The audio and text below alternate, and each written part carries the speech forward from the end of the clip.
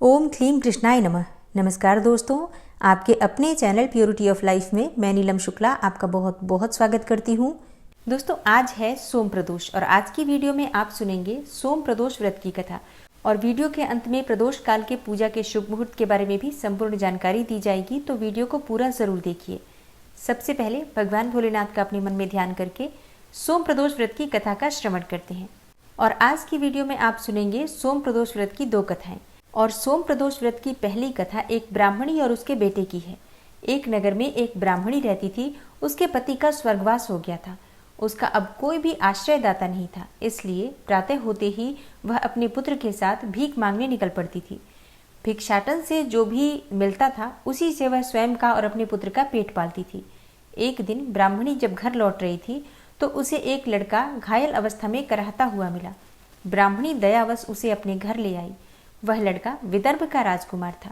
शत्रु सैनिकों ने उसके राज्य पर आक्रमण करके उसके पिता को बंदी बना लिया था और राज्य पर नियंत्रण कर लिया था, इसलिए वह मारा मारा फिर रहा था।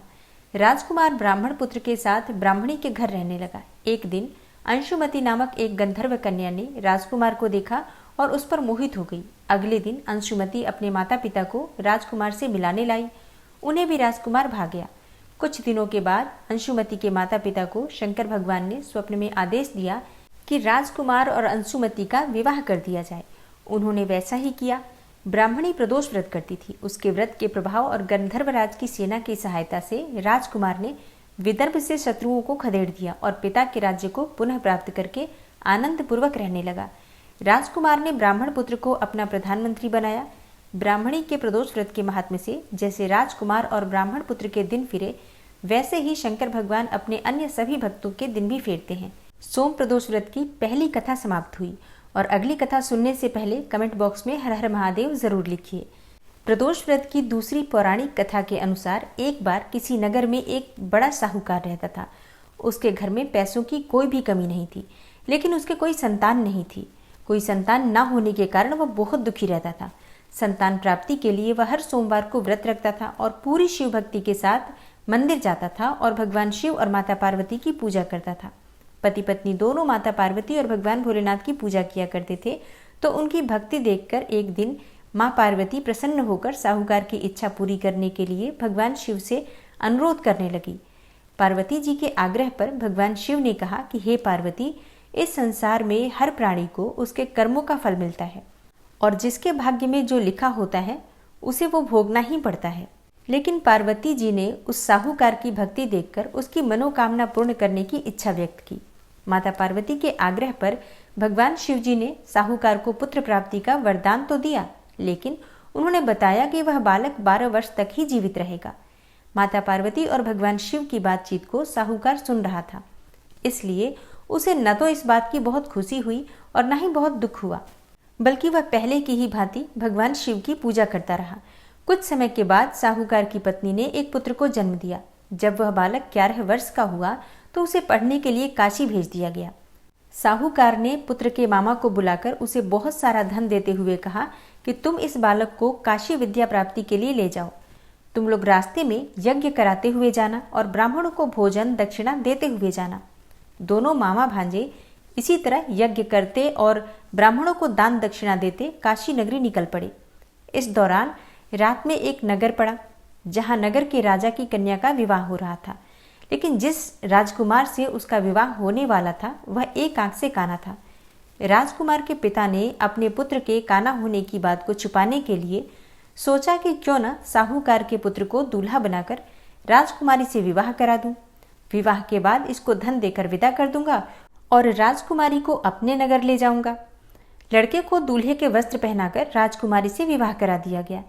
लेकिन साहूकार का पुत्र बहुत ईमानदार था और उसे ये बात बिल्कुल भी सही नहीं लगी।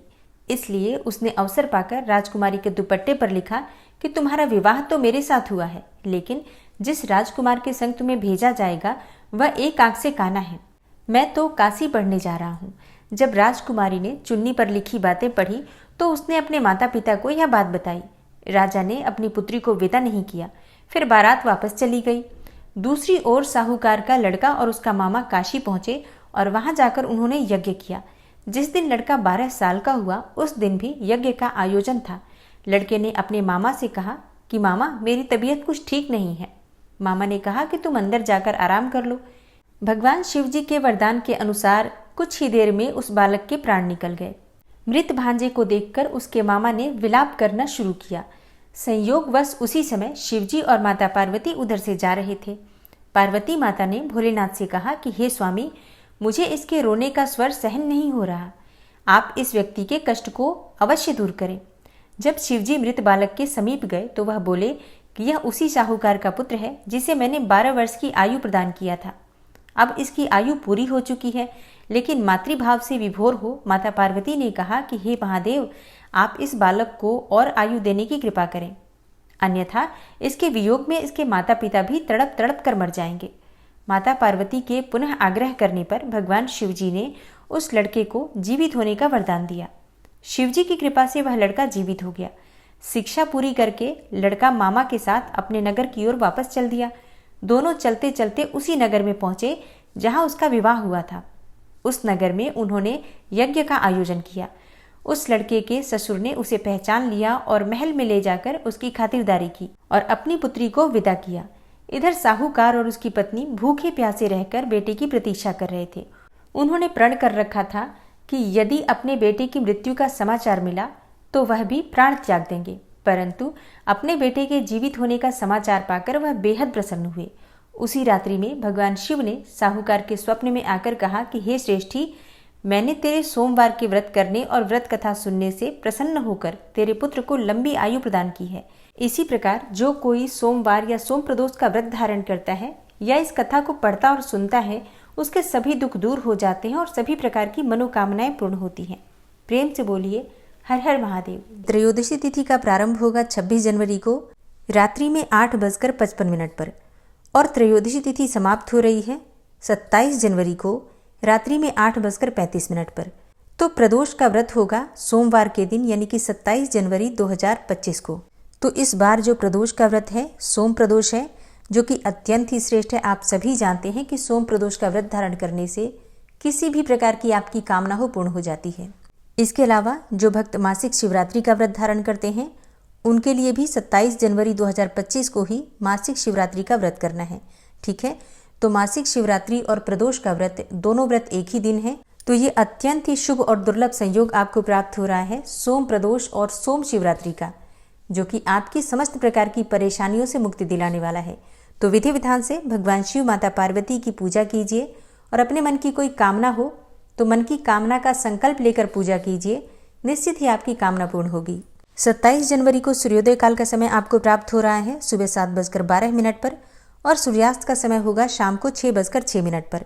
27 जनवरी को अभिजीत मुहूर्त का समय होगा दोपहर में 12:17 से 1:01 तक। अमृत काल का समय सुबह 4:10 से सुबह 5:46 तक और ब्रह्म मुहूर्त का समय होगा सुबह 5:36 से सुबह 6:24 तक। ये शुभ मुहूर्त है। इस समय में आप कोई भी शुभ कार्य कर सकते हैं। अब बात करते हैं एक ऐसे समय के बारे में जिस समय में आपको कोई भी शुभ कार्य प्रारंभ नहीं करना है, और वो है राहु काल का समय। सुबह 8:34 से सुबह 9:56 तक राहु काल रहेगा। राहु काल में कोई भी शुभ कार्य प्रारंभ नहीं करना चाहिए, लेकिन अगर आप पहले से कर रहे हैं तो बिल्कुल कर सकते हैं, कोई समस्या नहीं है। और अब बात करें प्रदोषकालीन पूजा के शुभ मुहूर्त के बारे में, तो देखिए प्रदोष काल की पूजा का शुभ मुहूर्त आपको प्राप्त हो रहा है 27 जनवरी को शाम को 5:15 से रात्रि 7:30 तक। इस समय में आप पूजा आराधना कर सकते हैं। शाम की जो विशेष पूजा होती है प्रदोष काल में करनी चाहिए। आज की वीडियो अगर आपको अच्छी लगी हो तो वीडियो को लाइक कीजिए, अगर संभव हो तो वीडियो को ज़्यादा से ज़्यादा शेयर कीजिए। और चैनल पर पहली बार आए हैं, अगर अभी तक आपने चैनल को सब्सक्राइब नहीं किया है तो आज की वीडियो अगर आपको अच्छी लगे तो चैनल को सब्सक्राइब करके बेल आइकन को ज़रूर प्रेस कर लीजिए। इससे ये होगा कि इस चैनल पर जो नई वीडियो अपलोड होंगी उनकी नोटिफिकेशन आपको सही समय पर प्राप्त होगी। मिलती हूँ मैं आपसे अगली वीडियो में, तब तक के लिए जय श्री राधे।